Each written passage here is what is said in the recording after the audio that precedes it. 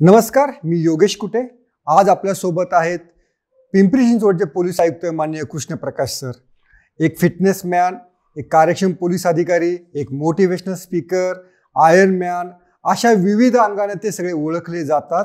आणि याहीपेक्षा एक पोलीस म्हणून जो समाजामध्ये दरारा आणि आदर या दोन्ही गोष्टी ज्या हव्या असतात त्यासाठी ते खरे तर ओळखले जातात.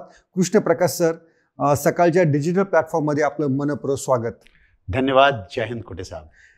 तर आज आपल्या मुलाखतींची सुरुवात आपण वेगवेगळ्या प्रश्नांनी करणार आहोत. पोलीस खात्यातील प्रश्न असतील, स्वतःची सरांची वैयक्तिक सगळे त्यांचं जे एक मोटिवेशनल एक सगळं लाईफ आहे त्या दृष्टीने आपण त्यांच्याशी सगळं बोलणार आहोत. सर, मला सांगा, पिंपरी चिंचवडमध्ये येऊन तुम्हाला 1 वर्ष जवळपास पूर्ण झालेली आहेत आणि पिंपरी चिंचवडमधल्या अनेक गुंडांनी तुमचा दरारा घेतलेला आहे. तर पिंपरी चिंचवड हे थोडंसं सुरुवातीला पुण्यापेक्षा जरा गुन्हेगारीचं प्रमाण जास्त असलेलं शहर मानलं जात होतं. तर या गुन्हेगारीवर आपण तिथे कशा प्रकारे आळा घातला? मी कुठेही जातो तिथे विलेज पार्ट 4 आणि C1 C2 फाईली वाचतो. ओके. त्यामध्ये कॉन्फिडेन्शियल मध्ये कोण कसा आहे याच्या संपूर्ण सविस्तार चर्चा असते आणि हे त्या त्या काळाचे पोलीस अधिकाऱ्याने लिहिलेले असते. त्यामुळे त्या एरियाची समज आपोआप होऊन जातात. दुसरी गोष्ट जे मी करतो, जे इंटेलिजन्स विभागचे अधिकारी आहेत त्यांना बोलवून त्यांच्याशी चर्चा करून घेतो.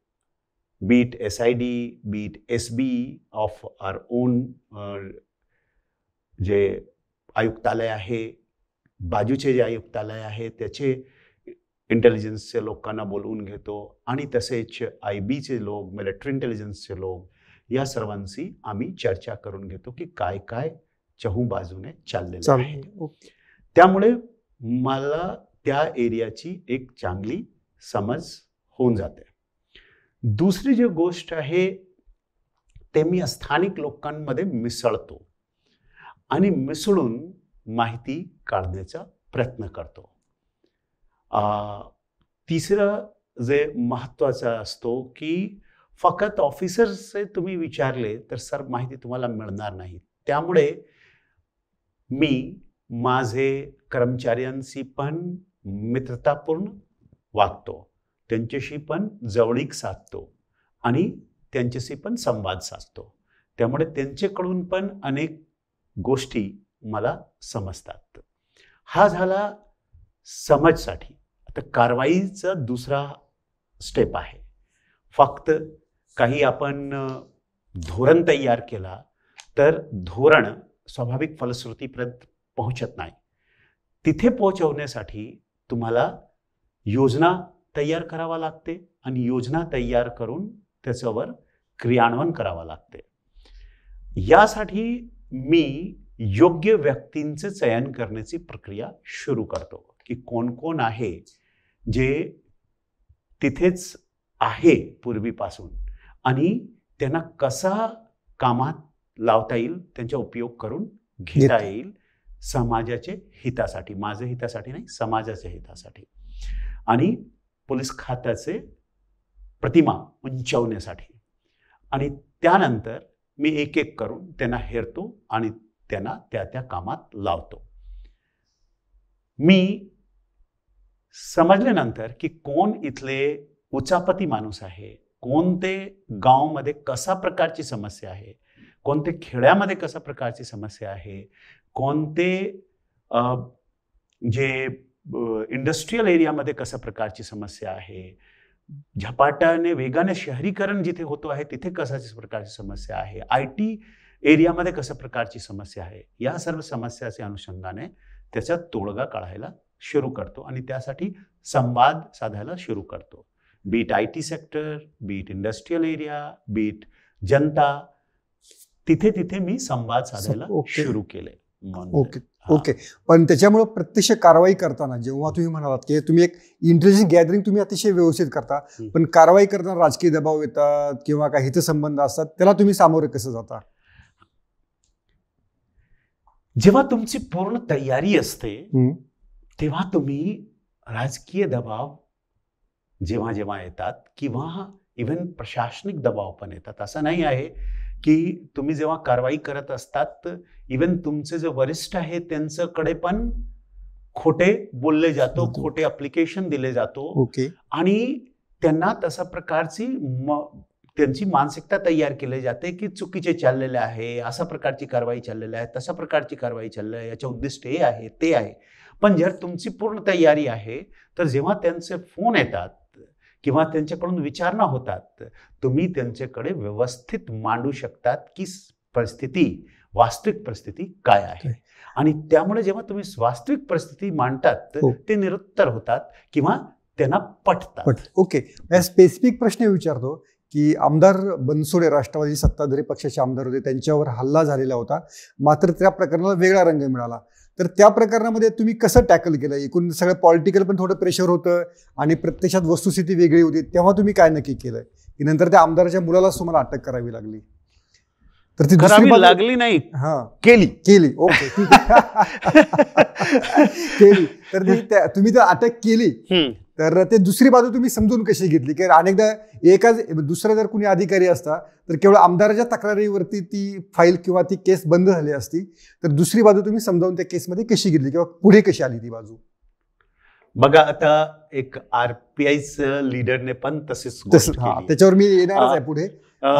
त्याने तशीच गोष्ट केलेली होती आणि त्याने उलट असा कंप्लेंट दिला की त्या माणसाने त्याने त्या माणसाचं नाव पण नाही घेतला. त्याने आमचे बस्तीचं कोणी खतरनाक माणूस आहे तर कोणाचे सांगण्यावरून आमच्यावर अटॅक केला, निनावी मतलब अज्ञात माणसाच्या विरुद्ध कंप्लेंट असाच, म्हणजे काही डायरेक्ट FIR रजिस्टर करण्यासाठी आले नाही, असाच दिला आणि आम्हाला सुरक्षा पाहिजे त्यासाठी. तेव्हा जेव्हा तो माणूस मरण पावला, समोरचा माणूस, आणि जेव्हा गुन्हा दाखल करत होतो तेव्हा जे त्यांचे म्हणणं होता की अज्ञात माणूस, तो अज्ञात माणूस नव्हता, त्यांच्या घराच्या शेजारी राहणारा माणूस आहे वर्षानुवर्ष, आणि ते अज्ञात माणूस कसा काय झाला याचा अर्थ आहे की तुमच्याकडून घटना झालेली आहे आणि तुम्ही समोरच्या माणसाला आरोपी बनवत आहात. ठीक आहे, असा सिद्ध होतो सकृतदर्शी.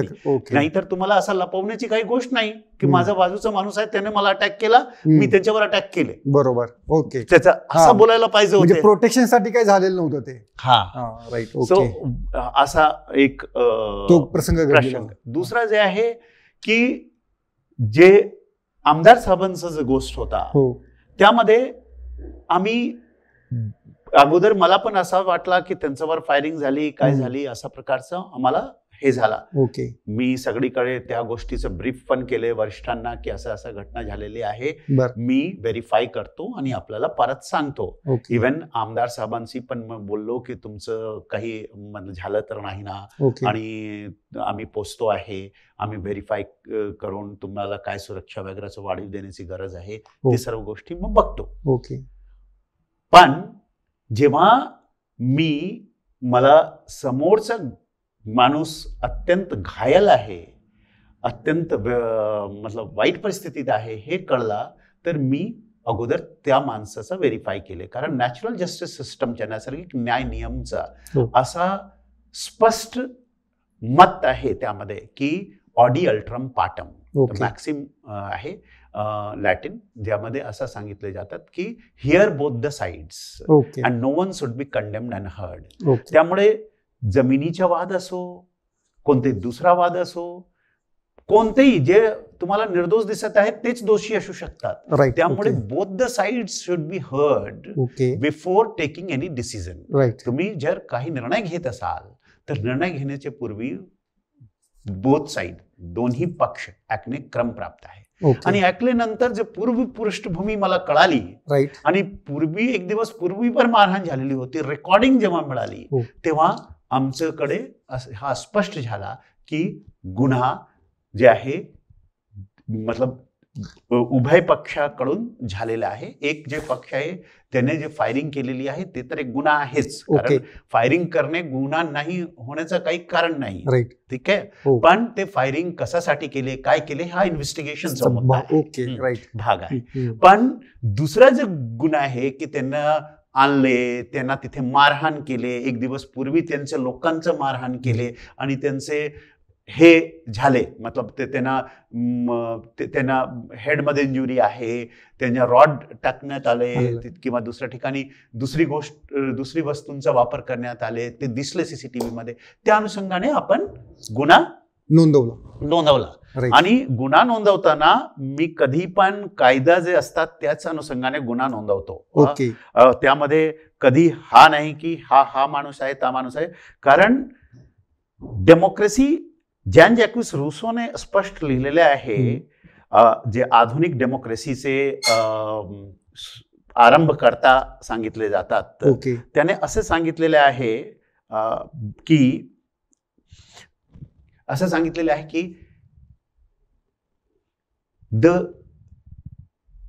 शासन किंवा प्रशासन फक्त एक सामाजिक कंत्राट आहे. या कंत्राटमध्ये जे common will of the common people, सर्वसामान्य लोकांची सर्वसाधारण इच्छा, एक समान इच्छा, हे पूर्ण करणे त्या कंत्राटच्या मूळ तत्व आहे. आणि त्या कंत्राटला कोणी तोडत असेल, कोणी भंग करत असेल तर तो लोकशाहीचे मूळ पायावर चोट पोचवत आहे. त्यामुळे equal protection of law and equality before law जे आमचे राज्यघटनेमध्ये दिलेले आहे ते त्याचाच एक मूळ भाग आहे की प्रत्येकाला कायद्याच्या बराबर संरक्षण आणि कायद्याच्या डोळ्यासमोर प्रत्येक व्यक्ती सारखाच आहे. जोपर्यंत हा गोष्ट लोकांचे मनामध्ये भिनत नाही, लोकांचे मनामध्ये शिरत नाही, तोपर्यंत लोकांना हे वाटणार नाही की हे आमची लोकशाही आहे. येस. मग या थोडंसं पुढे विचारतो, मग या आमदार बनसोडे प्रकरणामध्ये तुम्हाला काही कोणाचे फोन वगैरे काही आले होते की नाही त्या आमदारांच्या मुलाला सोडा, तो निर्दोष आहे वगैरे, काय असं काही झालं होतं? उनका जो काम है अहले सियासत जाने, अपना पैगाम मोहब्बत है जहां तक पहुंचे. मोहब्बत गुनहगारों से नहीं, जिन लोगों की रक्षा करनी है उनसे. ओके. तर सरांनी त्यांचा एक शायराना अंदाज आपल्या समोर या केसमध्ये अतिशय एक त्याला काय म्हणू, एक फिरून फिरून चांगलं गोल आपल्याला फिरवणारे एक उत्तर दिलेलं आहे. तर माझा पुढचा प्रश्न असा आहे की सर, की पिंपरी चिंचवडच्या हद्दीमध्ये ज्या प्रकारे एक व्यसनांचं एक रॅकेट होतं, मला वाटतं त्याच्यावर सुद्धा तुम्ही मोठा प्रहार केलेला आहे. की गाव, आता ते पिंपरी चिंचवड आपण गावामध्ये म्हणतो की गावाच्या पारावर चिलीम देखील कोणी ओढताना सापडला तर पिंपरी चिंचवडचे पोलीस त्याला पकडू शकतात, अशा प्रकारची एक ख्याती पिंपरी चिंचवड पोलिसांची झालेली आहे. तर ते तुम्ही कसं काय साध्य केलं? एक गोष्ट स्पष्ट आहे, लोक खबऱ्यांवर निर्भर असतात. खबऱ्यां त्यांच्या फायद्यासाठी खबर देतात आणि त्यामुळे खबऱ्या बदनाम पण असतात. ठीक आहे. ते पोलिसांचे अनेकदा झिरो पोलीस असतात खबऱ्या. ठीक आहे. इथे सांगतात, तिथे रेड करणार, तिथे सेटिंग करतात, सेटिंग नाही झाली तर रेड करून घेतात आणि इथे नाही तर तिथून पोलिसांहून काही मिळवून घेतात. त्यामुळे मी खबऱ्यांची व्यवस्थावर विश्वासच ठेवत नाही. मी जनतेवर विश्वास ठेवतो आणि मला त्यांचेच मुले, त्यांचेच बायको, त्यांचेच घरचे लोक इन्फॉर्मेशन देतात. माझा नवरा इथे जुगार खेळतो आहे, इथे दारूचे अड्डे चालतात, इथे इल्लीगल ड्रग्स विकले जातात, आजूबाजूचे लोक.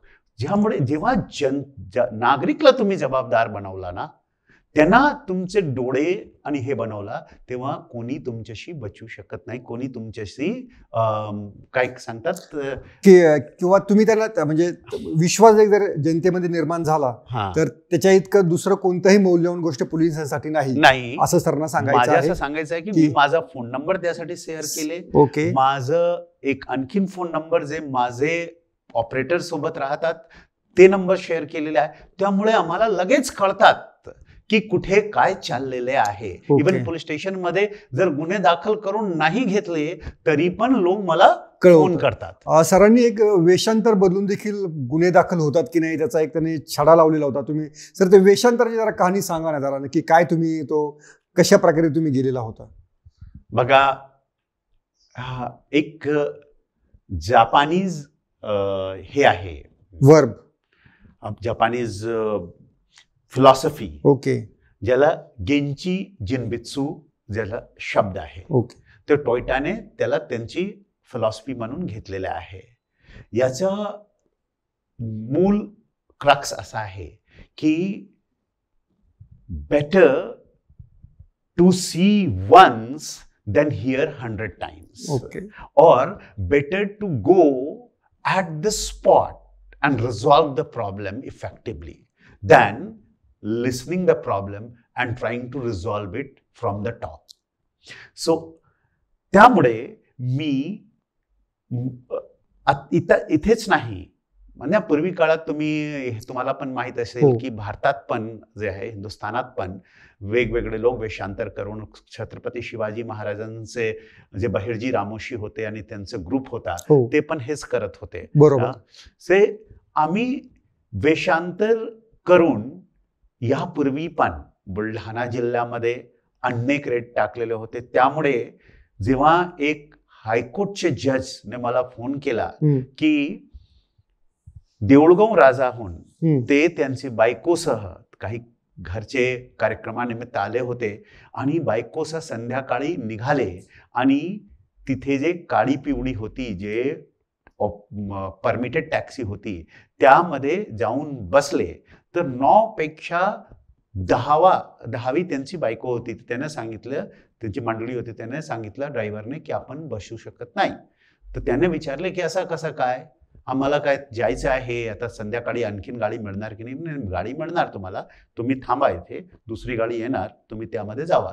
ते म्हणले नाही, एक माणूस वाचवले तर काय फरक पडतो, म्हणजे इथला SP जे आहे फार डेंजर आहे, तुम्ही बसू नका आम्हाला.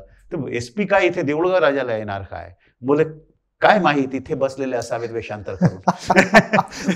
इतका दरारा सरांनी निर्माण केलेला होता. पण त्याची सर दुसरी बाजू अशी आहे, थोडंसं मी हे करतो की अनेकांना असं वाटतं की स्वतः SP ने वेषांतर करण्याची काय गरज आहे, हे थोडंसं जरा नाटकी वाटतं, असं पण अनेकदा लोक थोडे टीका करणारे करतात. तर त्याला तुमचं उत्तर काय असेल? लोग क्या कहेंगे, हाँ, अगर मैं ये सोचूंगा तो लोग क्या सोचेंगे? Let them think. लोकांना त्यांना कोणतीही नवीन गोष्ट कोणाला पचत नाही, पण हे तर जुनीच गोष्ट आहे, नवीन गोष्ट पण नाही आहे. आणि हे जे लोकांना वाटतात, हे जे तुम्हाला फिलिंग ऑफ प्रेझेन्स, माझा नंबर सर्क्युलेटेड आहे, या म्हणजे सर्व लोक मला फोन करतात असं नाही. मी वेषांतर करून एक ठिकाणी गेले, मी सगळीकडे वेषांतर करून जातो असं नाही. पण लोकांना वाटतात, आमचे पोलीस स्टेशनच्या अधिकाऱ्यांना वाटतात, साहब वेषांतर करून कधी पण येऊ शकतात. ते जे डिटरंट इफेक्ट आहे, ते जे कधी पण येऊ शकतात, कुठे पण येऊ शकतात, ही जे फिलिंग आहे, जे एक धास्ती तयार होते. यामुळे या धास्ती सोबत एक डेटरंट इफेक्ट, ज्याला आपण सांगतात की कोणी चुकीची गोष्ट करण्याच्या पूर्वी 4दा विचार करतात की काही माणसाची अगर चांगली वागणूक दिली नाही तर हे माणूस एकतर साहेबांना फोन करू शकतात किंवा साहेब स्वतः वेश पालटून इथे असू शकतात. ते आणि त्या काळात कोरोनामुळे खूप त्रस्त होती पब्लिक. त्या काळात रमजानचा महिना पण होता आणि मी जाणून बुजून जे काही आमच्याकडे कंप्लेन येत होते 2-3 प्रकारचे, त्याच कंप्लेनच्या आधारावर त्या हद्दीत गेलेलो होतो. म्हणजे ते कंप्लेन माझ्याकडे ऑलरेडी होते की इथे मुलींची सेळ काढली जातात, काही पोरे जे टिंगलटवाळी करणारे पोरे आहे इथे बसलेले असतात आणि मुलींची सेळ काढतात, म्हणजे बाई माणसाची शेळ काढतात, तिथे त्रास देतात. आणि दुसऱ्या ठिकाणी मला माहित होते की इथे ॲम्ब्युलन्स मध्ये जास्त चार्ज घेतो आहे, हा माणूस जास्त चार्ज घेतलेला होता, त्यांचं नाव, त्यांच्या कंप्लेंट ऑलरेडी माझ्याकडे होता, त्यामुळे तेच गोष्ट मी घेऊन गेलो होतो. ओके, अच्छा, त्याची शहानिशा तुम्ही शहानिशा करायचं होते मला, की कसा आमचे लोक प्रतिक्रिया करतात, रिस्पॉन्स कसा दिला जातो. ओके, तर हा एक ओमनी प्रेझेन्सच तुमचा सगळीकडे आहे तो. मग जेव्हा तुम्हाला अशी कारवाईची वेळ येते, तुमचं पोलीस फोर्स असतं, मग तेव्हा कारवाई करताना तुम्ही कशा प्रकारे समज देता, सुरुवातीला दंड करता, शिक्षा करता, तुमचा अप्रोच कसा असतो? संस्कृत श्लोक मध्ये असं दिलेलं आहे की प्रथम माणसाला समजावून सांगितलं पाहिजे, ताकीद दिला पाहिजे, ओके, नंतर द्रव्यदंड दिला पाहिजे, जसं आपण फाईन वगैरे करतो इन्क्वायरी करून, ओके, आणि तिसऱ्यामध्ये तर त्यांच्यावर कठोर दंड दिला पाहिजे. कठोर दंड आपल्याकडे तर असा आहे की त्यांना आपण सस्पेंड करू शकतो, आपण त्यांचे जे डिपार्टमेंटल इन्क्वायरी करून त्यांना डिसमिस करू शकतो, तर तसा आपण करतो आपल्या डिपार्टमेंटसाठी, आपल्या खात्यासाठी. बाहेर जे पब्लिक आहे, जे लोकांना त्रास देत आहे, तर जेवढा त्याने कायद्याचे उल्लंघन केलेलं आहे, तर इनडिसिप्लिनचं झाला, आणि जेवढा कायद्याचे उल्लंघन केलेलं आहे तेवढी शिक्षा त्यांना झालीच पाहिजे. त्यांना कधी पण तेवढे सेक्शन्स त्यांना लावलेच पाहिजे. कधी त्यांना जुजबी गुन्हा दाखल करून त्यांना मुभा नाही दिला पाहिजे की पुनः तो क्राईम करे. ते त्यांच्यासाठी पण फायद्याचे नाही आणि समाजासाठी पण फायद्याचे नाही. ओके, पण तुमच्या ह्याच कठोर अप्रोचमुळे किंवा सगळ्या झिरो टॉलरन्स, झिरो टॉलरन्स, या झिरो टॉलरन्समुळे पोलीस खात्यातलेच काही जे एक वृत्ती होत्या की ज्या नाराज होत्या आणि त्यांनी तुमच्या विरोधात कुभांड रचलं, तुमच्या बदलीचं किंवा तुमच्या बदनामीचं, त्याला तुम्ही कसं तोंड दिलं, कशा प्रकारे तुम्ही त्याला टॅकल केलं? असं माझा विरोध सगळीकडे होतो. हा काही प्रथम ठिकाण आहे असं नाही. ओके, बरोबर, तुम्हाला एक्सपिरियन्स आहे, एक्सपिरियन्स आहे, एकदम बाजूचा माणूस जे असतो तेच त्या षडयंत्रामध्ये शामिल असतात, असं असतो. अनेकदा असं झालेलं आहे. त्यांना वाटतात की हा मी कमांड करून घेणार साहेबांना, माझा आहे की खरं आहे तर करायचा, नाही आहे तर नाही करायचं. मला कोणी भीती घालण्याचा प्रयत्न करत असावेत, कोणी हे करण्याचे करत असावेत, तर मी कधी त्याचे भीत नाही. कारण माझं एक धोरण आहे की जब तक जियो जब तक रहो, ये टाइम अँड स्पेस जे माझं आहे ते लिमिटेड आहे ना. आणि 2 वर्ष असू शकतो, 3 वर्ष असू शकतो, 1 वर्ष असू शकतो, त्यामुळे संपूर्ण काही बदलणार नाही. पण मी खरा होतो ही विचारधारा, ही सोच, आणि असा पण प्रशासन असू शकतो, ही सोच लोकांचे मनामध्ये शिरला पाहिजे. त्यामुळे ते तसा अपेक्षा लोक पुढचे अधिकाऱ्यांशी, पुढचे कर्मचाऱ्यांशी, पुढचे या काळात ते करू शकतात की तुम्ही असा का करत नाही, पूर्वी असा होत होते. त्यामुळे मी ती विचारधारा लोकांच्या मनामध्ये आणण्याची प्रयत्न करतो. कारण लोकशाहीमध्ये, लोककल्याणकारी राज्यामध्ये हा लोकांचं राज्य आहे. हे आमचा तुमचा राज्य नाही आहे. हे शासन आणि प्रशासन त्यांच्यासाठी आहे. शासन आणि प्रशासन त्यांचं रक्षणासाठी आहे, त्यांचे विकासासाठी आहे, त्यांचे इव्हन टेम्पो ऑफ लाईफ व्यवस्थित जीवनासाठी आहे. नाहीतर काय गरज होती? बरोबर, इतकं सगळं ठेवण्याची. तर या एका प्रश्नावरती आपण ब्रेक घेऊया आणि थोडे पुढे 2 मिनिटांमध्ये आपण कंटिन्यू करू. सर, तुम्ही नगर, बुलढाणा, सांगली, आता पिंपरी चिंचवड, मुंबईमध्ये तुम्ही काम केलेलं आहे. तुमचं नगर आणि बुलढाण्याचं SP फार गाजली. तर तेव्हाचे तत्कालीन आमदार दिलीप कुमार सानंद असतील किंवा नगरमध्ये कोतकर, जगताप, कर्डिले या एक कुटुंबाची एक मोठी दडपशाही आणि दहशत होती. तर यातलं कोणतं प्रकरण तुम्हाला असं वाटतं की जास्त चॅलेंजेबल होतं पॉलिटिकल दृष्ट्या? मला कुठेही चुनौतीपूर्ण वाटला नाही. मला नेहमी असं वाटायचं की मी जे आहे लोकांचा सेवक आहे, लोकसेवक आहे. मला असं वाटायचं की मी संविधानाचा पाईक आहे आणि त्यामुळे कधी कोणत्याही परिस्थितीत मला असा काही नाही वाटला की हे खूप जास्त ताणतणावाचं आहे, मुश्किलीचं आहे. ऑफकोर्स ते हाताळताना आम्हाला जे स्पष्टीकरण द्यावं लागत होते त्यावर मला थोडा तयारी करण्यामध्ये ताणतणाव येत होते कारवाई करताना. ताणतणाव तुम्हाला येतो की त्या समोरच्या पार्टीला येत होतं की काय नक्की कशा प्रकारे आता हे कृष्ण प्रकाश आलेत आता बाबा किंवा तर समोरच्या पार्टीला तर यायचंच, बरं. पण जे मी सांगतो आहे हो. की त्या काळाचे वरिष्ठ असावेत, त्या काळाचे जे मला शासक प्रशासक असावेत, त्यांचे जे बोलण्यामध्ये मला स्पष्टीकरण द्यावं लागत होते, त्याचं त्यामध्ये बरोबर. थोडासा ताणतणाव यायचं मला. ओके. पण माझं धोरण निश्चित असतो, जे खरं आहे तोच करायचं. ओके. सर, नगरमध्ये एक फार मोठी दहशत होती एक त्रिकुटाची, म्हणजे आता माजी आमदार कर्डिले असतील किंवा जगताप आणि कोतकर हे असं, तर तेव्हा त्याच्या आधी पण अनेक तक्रारी पोलिसांकडे येत होत्या, त्याची कोणी दखल घेत नव्हती. तर तुम्ही ते नेमकं कशा प्रकारे ती दहशत मोडून काढली, त्याचं थोडं ब्रीफमध्ये काही सांगू शकता? एकदा असा झाला, ते सर्व ब्याही आहे. बरं. तर एक ब्याही दुसऱ्या ब्याहीला घेऊन आले. बरं. मी नाव सांगत नाही. ओके. ते तिघे ब्याही आहेत. बरं. एक ब्याही दुसऱ्या ब्याहीला घेऊन आले माझ्या ऑफिसला आणि सांगितले हे खूप नाराज आहेत. म्हटलं कशामुळे? त्यांचे पुतण्यावर तुमचे पोलीस स्टेशन भिंगारने गुन्हा दाखल केला. आम्हाला असं का? हो, गुन्हा दाखल केले. आम्हाला तर काय काय काय गुन्हा काय दाखल झालेला आहे? 354 आणि ट्रेसपास वगैरेचा आगळीक वगैरेचा गुन्हा आहे. आम्हाला तर काय 354 एवढा वाईट? काय केलं? काय केलं?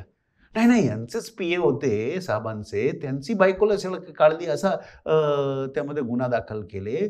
साहेबांनी त्यांना समजावले पण होते, पण तरी पण इथे गुन्हा दाखल करून घेतले PIने. तर म्हणले साहेब असं तर कुठेही CRPC मध्ये लिहिलेलं नाही की उघडकीस गुन्हा जर उघडकीस येत असेल तर आमदारसे विचारायचा गुन्हा दाखल करण्याच्या पूर्वी.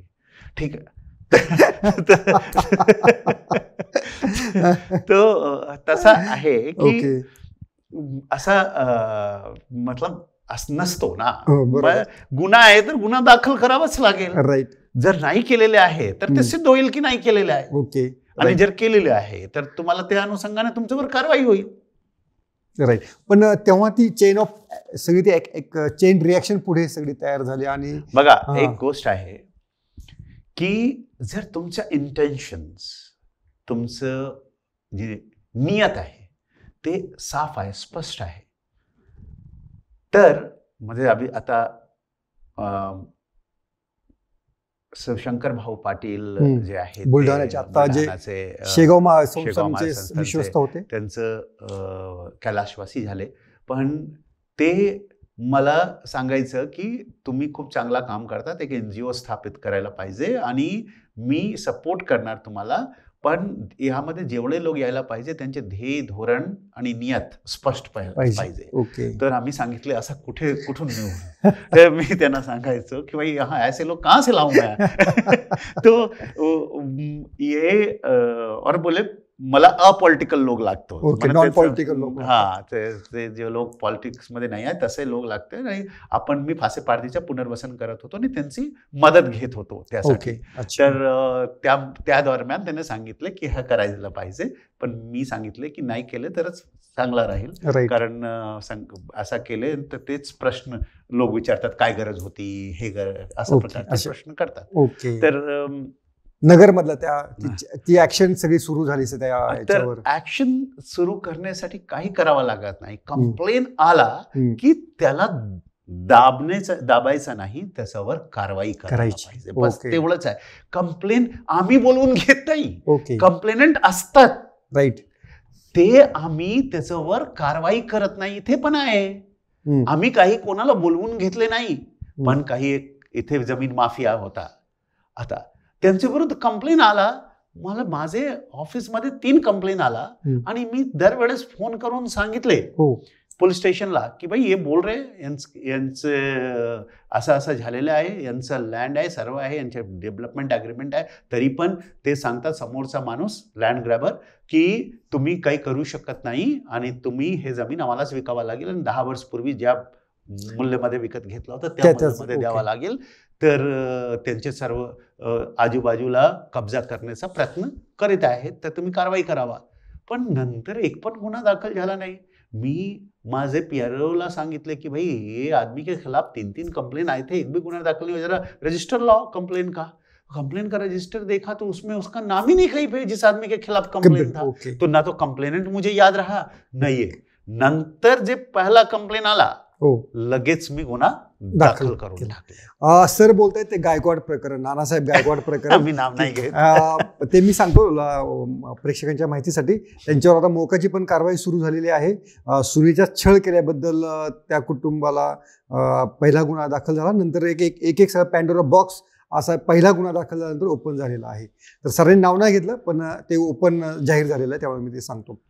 सर, तुम्ही जेव्हा एका बाजूला सगळीकडे असं तुम्ही सांगता, पण पोलीस दलामध्येच आम्हाला असं काही क्लिप ऐकायला मिळतात की बाबा ते बिर्याणी घेऊन ये आणि बिर्याणीसाठी आपल्या हद्दीत कुठे करून काय पोलीस कधी पैसे देतो का?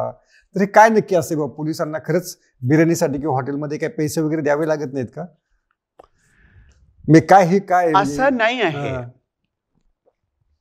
आता मी काय तुम्हाला सांगतो, हा तुम्हाला रिस्पेक्ट कमांड करावा लागते, डिमांड नाही करावा लागते. ओके.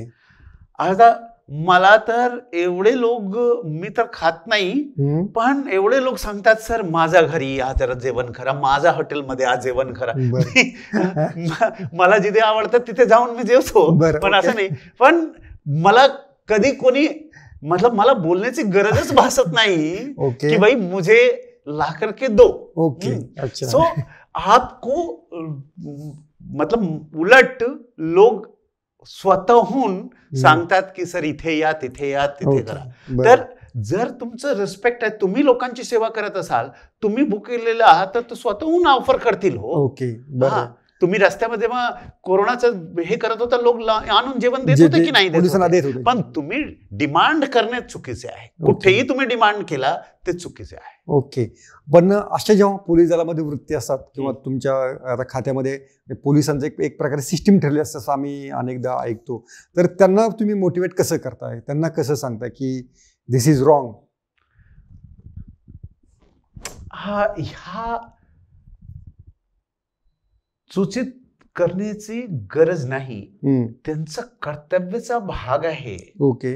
की त्यांच्या जेवणासाठी त्यांना सॅलरी मिळते. राईट. त्यांना रिफ्रेशमेंटसाठी त्यांना रिफ्रेशमेंट अलाउन्स मिळते. ओके. राईट. आर पाटील साहेबांनी स्पेशली प्रत्येक पोलिसांसाठी दर दिवशीच्या रिफ्रेशमेंट अलाउन्स करून दिलेला आहे. ओके. त्यामुळे हा गोष्टी करण्याची गरज नाही. ठीक आहे. बरोबर.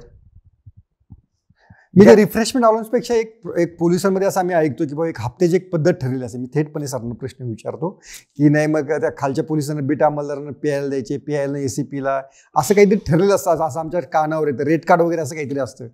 तर ते थांबवण्यासाठी तुम्ही काय करता? बघा, एक गोष्ट राम मनोहर लोहियाने स्पष्टपणे सांगितले होते की जर तुम्हाला पायऱ्या क्लीन करायच्या असेल तर खालून क्लीन करू शकत नाही, तुम्हाला वरूनच क्लीन करावा लागेल. ओके. जर वरचे लोकांनी क्लीन ठेवले स्वतःला तर खालचे लोक आपोआप क्लीन होऊन जातात, त्यांना रिस्पेक्ट मिळायला लागतात. तुम्ही जर विचारला, तुम्ही माझे कर्मचाऱ्यांचे विचारला की काय वाटतोय, हा तर ऑफिसर फार स्ट्रिक्ट आहे, फार असा वागतात, फार कठोर वागतात, कोणतेही प्रकारचे धंदे चालू देत नाही, तर तुम्हाला काय वाटतो, हवासा वाटतो की नाही वाटत? पण काही एक मोठ्यावर मोजण्या इतक्या लोकांना सोडून दिला माझ्या खात्याचे, माझ्या यामध्ये तुम्हाला सर्व लोक सांगेल की अभी मैं अपने जो है ये उठा के चल सकता हूँ, कॉलर उठा के चल सकता हूँ. ते त्यांना गर्व वाटतात. बरोबर. यस. ओके. आणि त्यामुळे इथे येण्यासाठी लोक, अधिकारी, कर्मचारी इच्छितात. पूर्वी पण इच्छित होते दुसऱ्या गोष्टीसाठी. राईट. आणि आता वेगळ्या गोष्टी, वेगळ्या अभिमानासाठी, वर्दीच्या अभिमानासाठी येतात. सर, तुमची दुसरी ओळख आहे एक फिटनेस मॅन म्हणून एक आहे, एक आयर्न मॅन म्हणून तुम्ही किताब पण मिळवलेला आहे. तर तुम्ही तुमचा सायकोलॉजिकल फिटनेस आणि शारीरिक फिटनेस कसा ठेवता त्याबद्दल पण सांगा. As a matter of fact असं आहे संस्कृतचे एक श्लोक मध्ये की फिटनेस म्हणजे फक्त शारीरिक फिटनेस नसतो. ओके. हे मन, आत्मा, शरीर ह्या तिघांचे एकात्मीकरणमुळे फिटनेस तयार होतो. ओके. शरीरम माध्यम खलु धर्म साधनम. शरीर प्रथम आणि प्रधान माध्यम आहे प्रत्येक कर्तव्य पूर्ण करण्यासाठी. जर आम्हाला कर्तव्य आमचे चांगल्या रीतीने संपादित करायचं आहे, क्रियान्वित करायचं आहे, पूर्ण करायचं असेल तर आपला शारीरिक फिटनेस ठेवणे, स्वास्थ्य आणि तंदुरुस्ती ठेवणे अत्यंत क्रमप्राप्त आणि आवश्यक आहे. आणि यासाठी हे आवश्यक आहे की आपण दर दिवशी वेळ काढून व्यायाम करावा प्रत्येक व्यक्तीने. जसा जेवणशिवाय तुम्ही राहू शकत नाही तसा व्यायाम सेवत तुम्हाला राहावास असा नाही वाटला पाहिजे. ओके. व्यायाम should be integral part of your life. जसा अंघोळ करायला चांगला वाटतो, जरा एखाद दिवस अंघोळ नाही केले चालेल, पण दर दिवशी अंघोळ नाही केले तर कसा वाईट वाटतो. तसाच व्यायाम दर दिवशी नहीं केले जोपर्यंत महात्मा गांधी कहा करते थे कि मैनुअल वर्क के सिवा अगर आप खाना खाते हो, हाथ के काम और मेहनत के काम के सिवा अगर आप खाना खाते हो तो आप पाप करते हो, मतलब आपको खाने का अधिकार नहीं है. तो आज मैनुअल वर्क तो नहीं मिल रहा है आपको करने के लिए, समय भी नहीं मिल रहा है, तो आप व्यायाम कर लो जिससे कि आप खाते वक्त कम से कम आप पाप नहीं कर रहे हो ऐसा आपको अनुभव होगा. ओके. दुसरं आणखी असं तुमचं वाचन पण भरपूर आहे, तुम्ही बोलताना अनेक वचनं सांगता, अनेक रेफरन्सेस देता, तर वाचन तुम्ही कशा प्रकारचं वाचन करता? मी जे आहे जेव्हा 10वी माझी झाली होती, 10वी नंतर 3-4 महिने 12च्या ॲडमिशनसाठी वेळ असतो तिथे, मतलब आमचे नॉर्थमध्ये. जेव्हा त्यावेळ काळात 10+2 नव्हता, त्यामध्ये 10वी नंतर कॉलेजमध्ये जावं लागत होते, इंटरमिडिएट प्रवेशिका मध्ये. तर त्या काळात मी माझं एरियामध्ये एक रुक्मिणी भवन लायब्ररी होता. ओके. आणि त्या लायब्ररीचे सर्व पुस्तक मी 3 महिन्यामध्ये दिवस रात करून जेवढे लिटररी पुस्तक होते, जेवढे बायोग्राफीज होते, जेवढे कादंबऱ्या होते, ते सर्वांचे वाचन केले होते.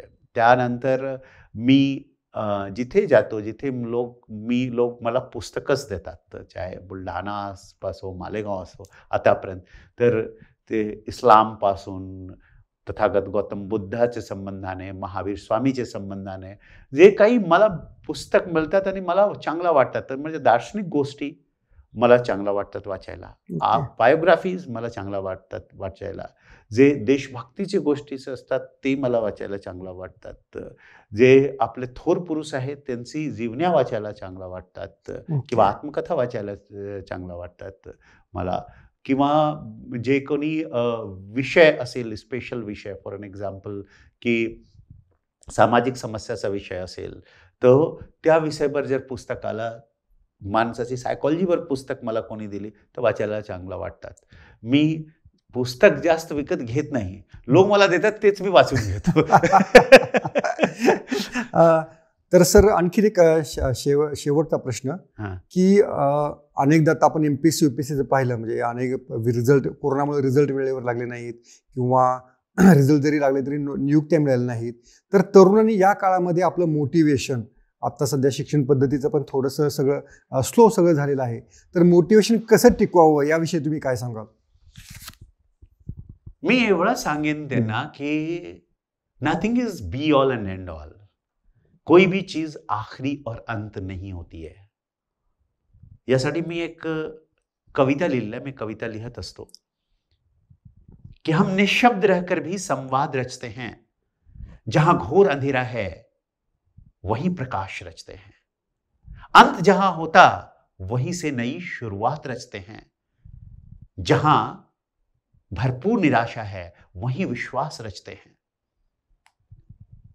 हम गर्दिश में रहकर भी सच्चे ख्वाब रचते हैं, हम घनघोर अंधेरे में आफताब रचते हैं.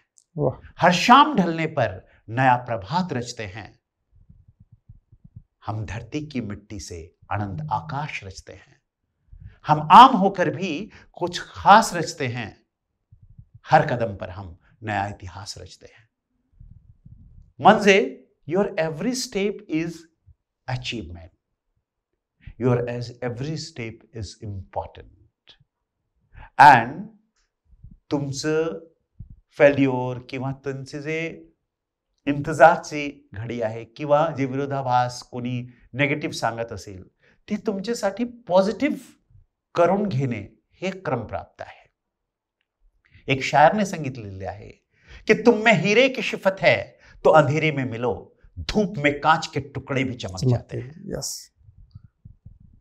If you are a real diamond, you will not only glitter in the sunlight, but you will know to showcase the artwork of light, delicate artwork of light in the darkest moment and darkest places.